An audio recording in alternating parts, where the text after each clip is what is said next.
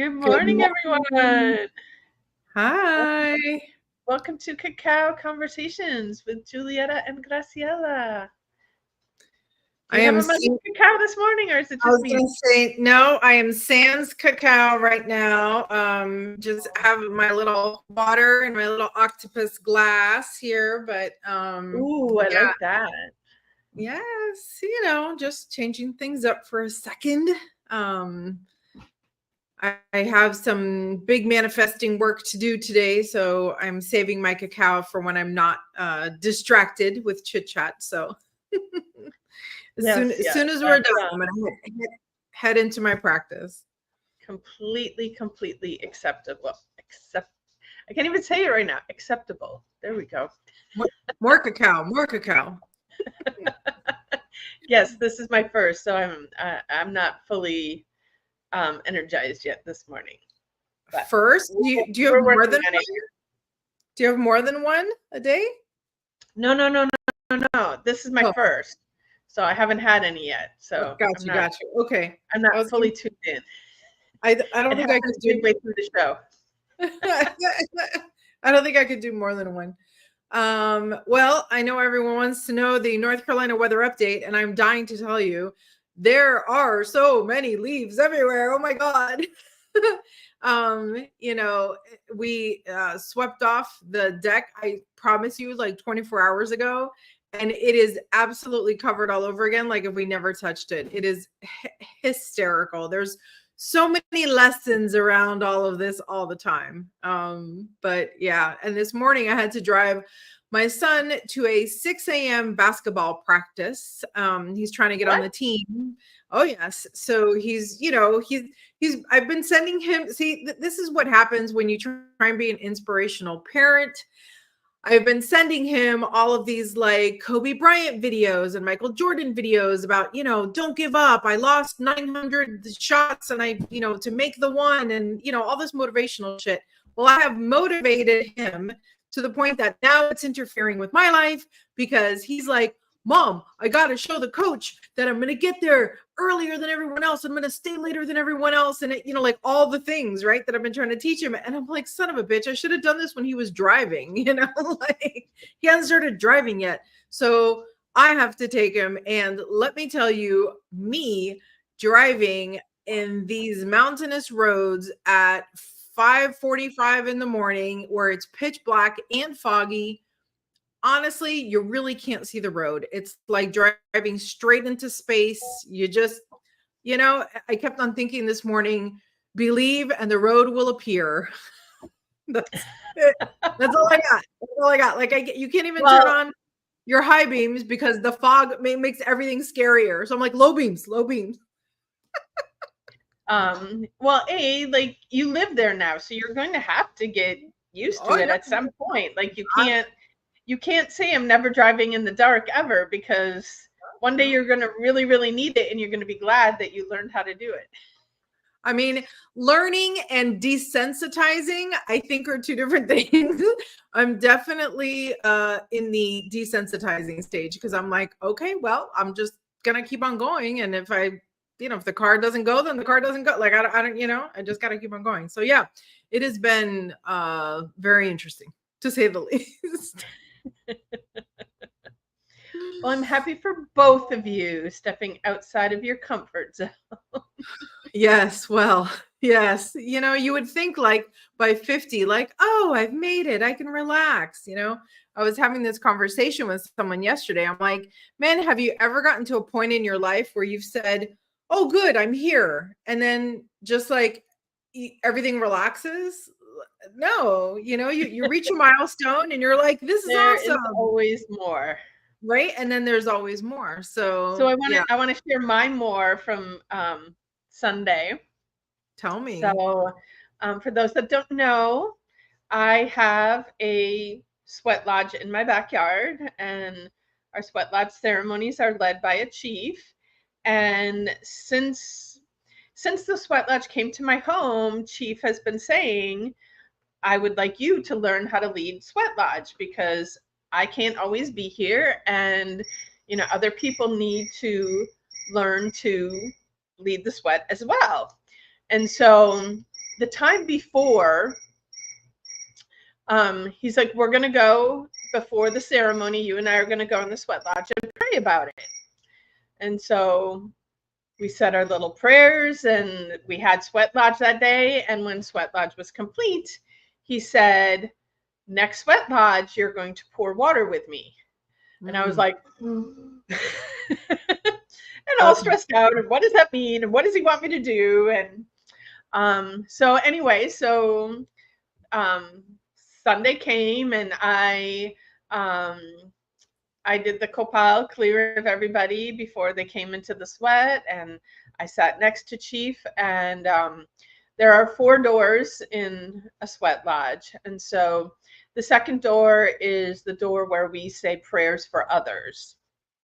And so that was the one that he had me pouring. So, and like his explanation was like me pouring the water on the stones is the medicine. And so me pouring the water on the stones during the prayers was like me facilitating the sending of their prayers to God, Creator, the Great Spirit in the sky. And when he asked me to do it too, I'm like, oh my God, I gotta like sit up really close to the rocks. And I like have this struggle with heat. I've gotten myself where I can make it through all 4 doors. And last ceremony, we actually had a 5th door to celebrate a birthday. I made it through all 5 doors. So I was like, woo, I'm there. But then asking me to sit up close to the stones to pour the water, I'm like, am I going to be able to do this? I swear, like, Source put some like protective bubble over you, because I'm sitting there pouring the water, feeling the least amount of heat ever. Like when he was pouring, I was like, it was hot, but I was sitting further away. And then I'm sitting right there pouring the water, and it's like, no big deal. I got this. But it was really like powerful, special. Yeah. So that's amazing. That's amazing. There I am, taking the next step to being a sweat lodge ceremony leader. I think it's absolutely amazing. And I'm so excited that like you can open it to anybody. It doesn't have to be anyone of a particular culture or a particular religious practice or anything like that. It's literally open to anyone that wants to participate, right? Yeah. And this is one of the things that, yes, there are traditions that are meant to be kept, but at the end of the day, like, we are all humans, and this is really about bringing all of us together. And so when we like shut somebody out and say, no, you're not part of us, that does not serve the world and healing and becoming united. So that's something that I suspect that Chief does take some slack from some people about not holding things to the exact way that they're supposed to be. He's also, more lenient about people, for people who've never sweat before, to go in and say you're going to have to sit in there, for 2 hours and not leave. Like, not everybody's ready to do that. And so you do have the opportunity to sit out a door or 2 if you need to, and you work your way up to being able to sit through the whole thing. So. Yeah, I think honestly, as human beings, we're all kind of making it up, and I don't know that the luck of the draw of where I was born, or the culture I was born into, or the family I was born into should mean that I don't get to benefit from the same medicine as someone outside of my current culture, right? And to me, it's like what I would, let me start that again in a slightly less confusing way. I think that the commodification of spiritual practices is probably the evil in all of this, like that's why we have to, people feel like they have to keep their practices private because it is sacred just to them. Because if you let it out, it's like putting out your nice china. Like, don't put it out when the kids are out because they're going to break it, So like, these are our nice things and we're going to protect them, because if not, it's going to end up on Target, in Target in the little dollar aisle, right? Which is not what we want. So I hear it and I get it. And also I feel very comfortable personally drawing from anything that inspires me. After all, the earth is just as much mine as everyone else's. And I don't know, I feel really lucky that people from other cultures feel open and, good in sharing all of that. And why wouldn't you, anything that I believe that I know works for me, of course I want to share it. Why would I want to keep that for me? So anyway, I think that's super cool.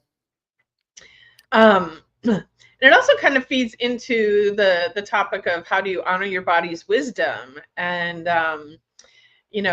going into a sweat lodge, like, you really do have to tune in and listen. And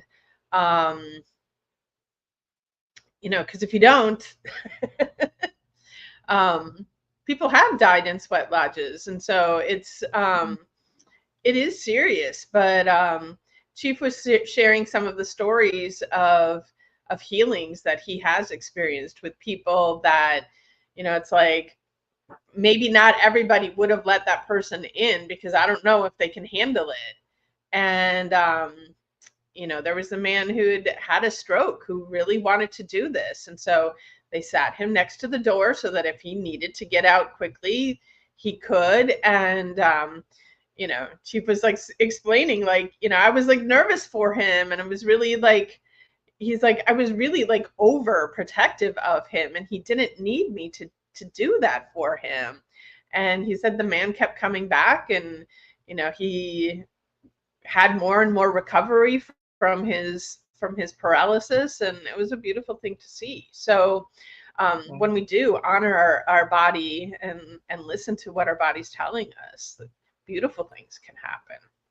Totally. So, today's question being, how do you honor your body's wisdom? And I'd love to hear what everybody else does. I know that this has been a huge struggle for me, just really my whole life, because it never occurred to me that my body had wisdom. Let's just start right there at the basics. Like, I very much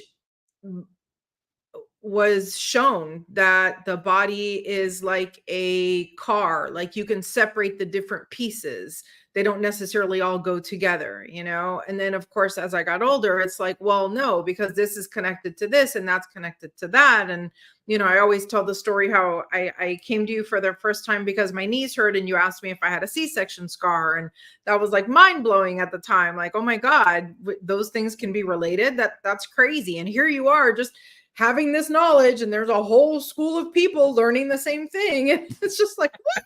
Everybody knew this with me.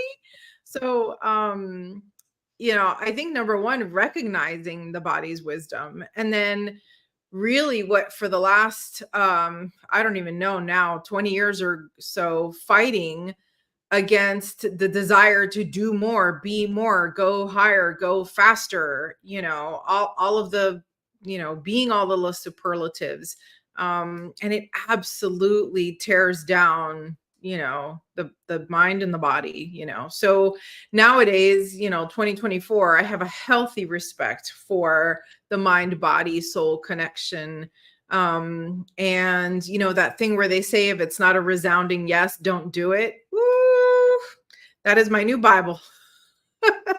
Yeah, this is something I say so much to people, in my daily practice, because we all have been programmed to got to do more, got to do more, got to do more. And I don't want to let anybody down. And I'm telling you, like, showing up for something that you don't really want to be at, you're not doing good to anybody. It's not good for you, and it's not good for the people that are there.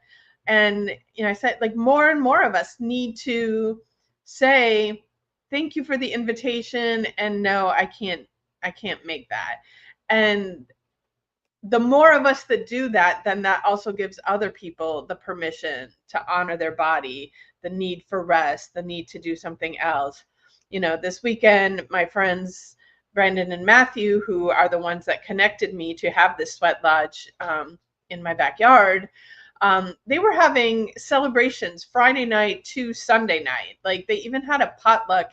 They came for the sweat, and then they had a potluck at their place after. And, they were like, oh, there's all these things. We'd love to have you.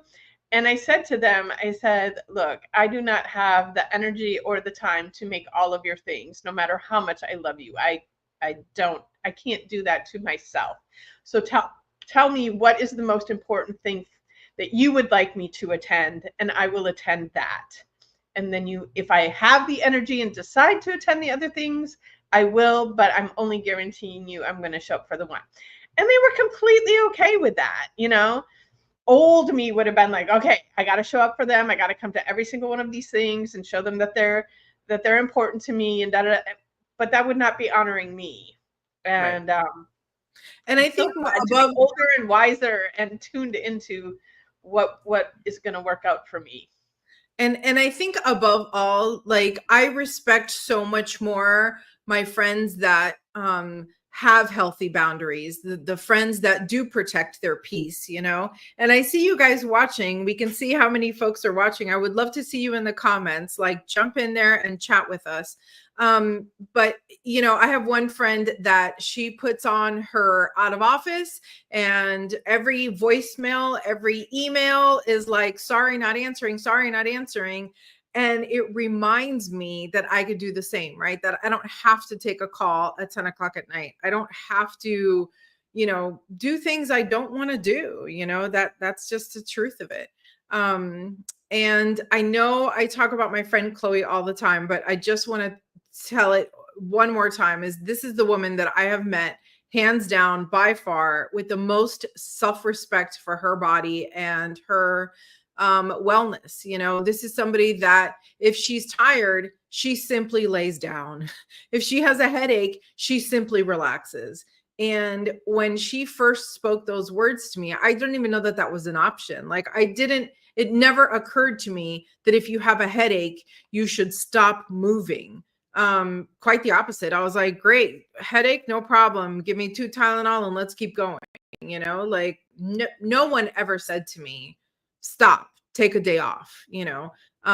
Everyone, you know, shit talks this new youth, you know, and how they want little treats and how they want days off. And I'm like, man, the best phrase ever invented is taking a mental health day. Like, I love it. I wish that our generation before, or the generation before me, had invented it, because so many times you just need a mental health day. And I really thought that all the work that I did was so important. If I wasn't there, it would never get done. And when only I could do it the perfect way, and da da da da. And guess what? Every job I have ever left, every relationship I've ever left, everything that I've ever walked away from is perfectly fine. Perfectly fine. They may be borrowing some of my tools. They may be, you know, throwing away everything that I did. I don't know. But I will tell you that both them and I are perfectly fine.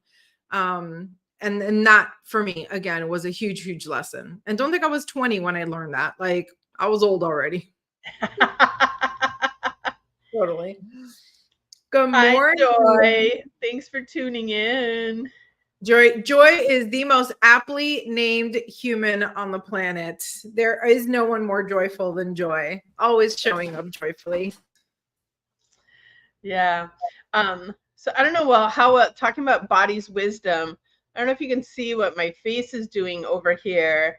I've been doing a lot of, you know, like the sweat lodge is very much a detoxification, and there's been some other things. And yeah, my body is showing me I got stuff to get rid of here. And so, you know, that is work as well. And so I also recognize, like, I need to be not working so hard right now and letting my body do its healing processes. I'm also making sure that I'm drinking plenty of water, because the body needs that to help flush things out. And if it's coming out here, it's coming out everywhere else.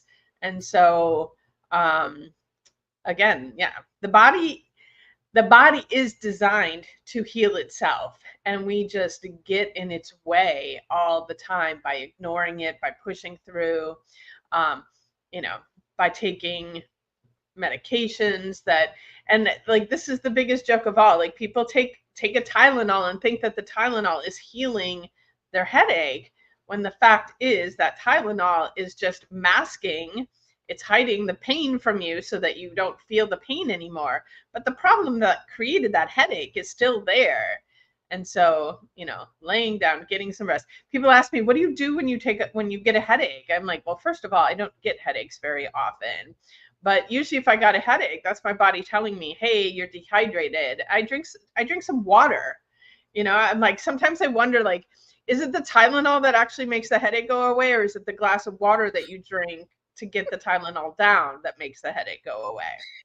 It's just so insane, it's so insane. All the years of my life that I spent running around feeling like crap, and because I felt like it had to be done, so I'm trying to think. Well, definitely drinking water. That's an excellent way of honoring your body's wisdom. Oh, hey, Raylan. Hi, darling. Oh my gosh.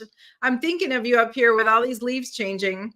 I think I'm going to do a little live later, give you guys a tour of the trees outside so you can see it. But all right, so let's make a list. Honoring your body's wisdom. If you feel it, then recognize it, speak it out loud, right? Do something about it. Drinking water is always good. Getting some sleep is always good. Rest fixes a lot of crankiness, a lot of problems. What else? Oh my gosh, drinking air. Fresh air. Getting outside in nature, getting your feet in the dirt. That's one of the things I really love in the sweat lodge is we're all in the backyard with our shoes off, walking barefoot in the, yes. Oof. I know I'd have to be in a real... But yeah, exactly. Real, like grounding is real. Like we need that connection with the earth, and not on sidewalk and not on pavement and not just at the beach. Like, yeah, I think maybe for me, it would have to be like a pre-planned bag of potting soil that I know doesn't have any fire ants in it. And then I'll ground there. How about that? Like, don't get me wrong. Like I remember when I was little, I remember the feel of grass. I remember the feel of dirt. Like I don't hate dirt. I like dirt better than I like sand. That's 1,000% sure. And when I was little, put my foot into an ant pile and wanted to die.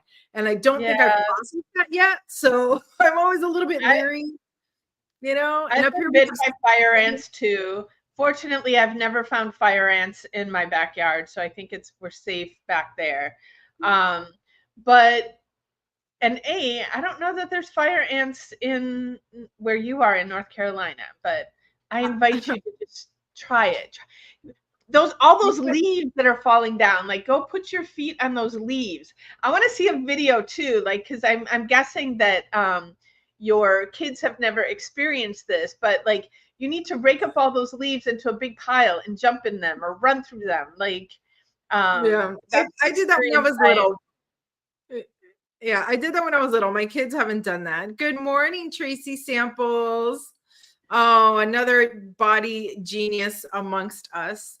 Yeah, I don't know. Yeah, this morning when I had to take my son to that basketball practice, it was pitch black outside and literally could only see the 5 feet in front of me. And I thought to myself, damn, I live in the woods now. I really should be careful with like whatever creatures might be lurking at this hour. And then I'm like, I don't even know what creatures lurk. Who lurks? I don't know. I don't think yes, there are black bears in this area, but they tend to be more in the, obviously less populated area. There's a ton of deer, and I'm always like my daughter has a video of me because you can pull right up to them and they're just like staring at you. I'm like, no wonder you keep getting shot, like run away from the people. But anyway, so they just sit there. And so I'm like Mary Poppins. I'm like, good morning, dear. It is a whole new level of ridiculous, but yeah. So I don't think anything's trying to kill me so far. There are some squirrels that coincidentally drop a lot of acorns while I'm in the area. It's a little suspicious, but you think they're throwing them at you? Some of them, it's actually kind of funny because, I will get up and go see what they actually dropped. And a lot of times it's an acorn that's been chewed on. Like they open it, they got the inside, they've been chewing on it, but then all of a sudden, like 7 pieces fall only on me. I'm just saying, it's a coincidence, you know. Start talking with them, develop a relationship with them. I have been trying, girl. My neighbors are going to call somebody like at this point. I Yeah. love it. I love it. So we have just a few minutes left, but I do want to remind everybody that we have this really cool thing happening this weekend. Saturday morning, we are doing a vision board masterclass. And, health goals can be one of those things that you put on your vision board. But Graciela and I are going to not only give you the opportunity to create a stunningly beautiful vision board, but, when you make a vision board, it's not just about putting these pictures down and like waiting for them to magically occur. We're going to give you all our secret tools to like how Graciela manifested a new home up in the mountains in North Carolina, and all the fun stuff that we've manifested. And so it's going to be a really good time, and it's virtual, so it doesn't matter where you live, you can join us and experience this. And this is kind of our first dive into the virtual world, since she left. I know. I'm so But sorry. and I will say all the things that I've been doing, people, because I do know people all over this country, all over this planet, and people have been asking, when is virtual stuff going to happen? So I would always say it's in the works, it's going to happen. And now it's when it actually is happening. So those of you listening out there that don't live in Fort Lauderdale or Southeast Florida, like this is your opportunity to join us and participate in all the fun that we have over here at Body and Soul Ministries. So yeah, I'm excited. One of the things, I'll just tell you guys a real quick story about. I have been plotting out where I wanted to live and what I wanted my house to look like for years and years and years. And so every time I would get a visual of it, just in my mind, I would draw it out on a piece of paper. And I actually have all the papers that I can share another time. But I would always draw a house at the top of a hill that would slope down. And then at the bottom, I always saw a pond. And this is literally like I spent 2 years doing this, and we traveled everywhere. I never even saw a pond. But as you might imagine, with how I feel with dirt, I don't like ponds. Okay. I'm Cuban. Cuban people do not get into water that we cannot see through. So a dark green body of water with a non-visual bottom is absolutely, it might as well lead to the center of the earth. I'm not going in it. So why in my vision is there a pond? Like, I don't care about ponds. I don't want to go fishing in a pond. I don't want to do any of that. But anyway, that was the vision. So I would draw it out and whatnot. And so when we came up here, and there's more to the story, but long story short, we ended up selecting this house, and we were like, okay, this is it. We got back on our plane. We're headed home, and then we're kind of just ruminating. And my kids tell me, hey, Mom, did you notice the pond at the bottom? And I was like, what? And sure enough, just down at the bottom of the hill, right over this little road, there's a pond behind some trees that I hadn't seen before. And I thought, man, isn't that incredible? Like, I literally, thought about what do I want? What do I want it to look like? It created a vision even greater than I could, or would have intentionally created. Right. And then taking all of the steps in between, here I am, I'm sitting, in this house, and I'm looking at the pond, and I say house, but it's not about house. It's about life, right? It's about the lifestyle and, just everything that goes along with moving your life somewhere else, So I am really excited about sharing more stories like that, because that's just one of them. I was redoing my own vision board the other day, and I had to take like 10 things off from my old one so that I could create the new one, because I was like, oh yeah, I did do that. I did do that. I did do that, and that's really exciting. So it's going to be a nice combination of, the woo-woo stuff that we love so much. For real, Raylan, that just gave me chills. She says, the pond. I wait till you see it. Like, put my house on your bucket list, because you're not going to believe it. But it's going to be, all the spiritual stuff that we love. It's going to be a lot of flat out neuroscience, how the brain works. And it's going to be a nice little bit of ceremony too. So that's why it's not just a vision board workshop. It's not like everyone knows, okay, write down what you want. Okay, but it's so much more than that. And yeah, no gatekeeping here. Like, come get all the secrets, because man, all I want to see is like the best for everybody. How exciting would it be if 6 months from now or a year from now we meet up again and we say, look at my vision board is empty. I've done everything. Like, how exciting is that? So anyway, I can't wait to see everybody. I'm excited. It'll be fun. All right. Is the show a wrap? The show is a wrap. One day right. we'll do an 8-hour show. Wishing everybody a magical day out there. Hope to see you Saturday morning. Thank you for listening, guys.